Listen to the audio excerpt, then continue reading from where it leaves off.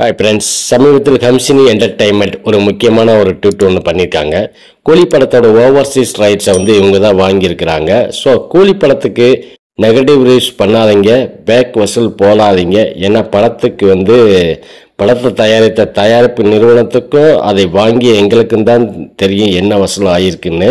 தேவையில்லாமல் கூலி படம் இவ்வளோ வசூலாச்சு, அவ்வளோ வசூலாகலை, இவ்வளோ வசூலாகலைன்னு பேக் நியூஸ் போட்டிங்கன்னா உங்கள் மீது சட்டப்படி நடவடிக்கை எடுப்போம் அப்படின்னு ஒரு அதிரடியான ஒரு ஸ்டேட்மெண்ட் கொடுத்துருக்காங்க. அதாவது ஒரு படத்துக்கு ரிவ்யூஸ் நிறைகள் குறைகள் சொல்லலாம். ஒட்டுமொத்தமாக பிஸ்னஸையே பாதிக்கிற அளவுக்கு அந்த ரிவ்யூஸ் இருக்கக்கூடாது. மேலும் நார்த் அமெரிக்காவில் இவ்வளோ வசூல் ஆச்சுன்னு சம்மந்தப்பட்டவங்க சொல்லும்போது கிறிஸ்டோபர் ஜனராஜ் மாதிரியான ஆட்கள் படத்துக்கு பிரேக் ஈவனே வரல அப்படின்னு சொல்லியிருக்கிறாப்பல.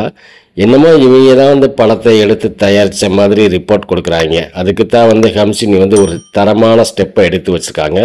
ஸோ தமிழ் சினிமாவில் இந்த மாதிரி பேக் நியூஸை பரப்புறவங்க சட்டப்படி நடவடிக்கை எடுத்தால் தான் புழு சட்டை மாறன் வலைப்பேச்சுக்காரங்க எல்லாம் துண்டை காணா துணியை காணாமன்னு ஓட ஆரம்பிச்சிருவாங்க.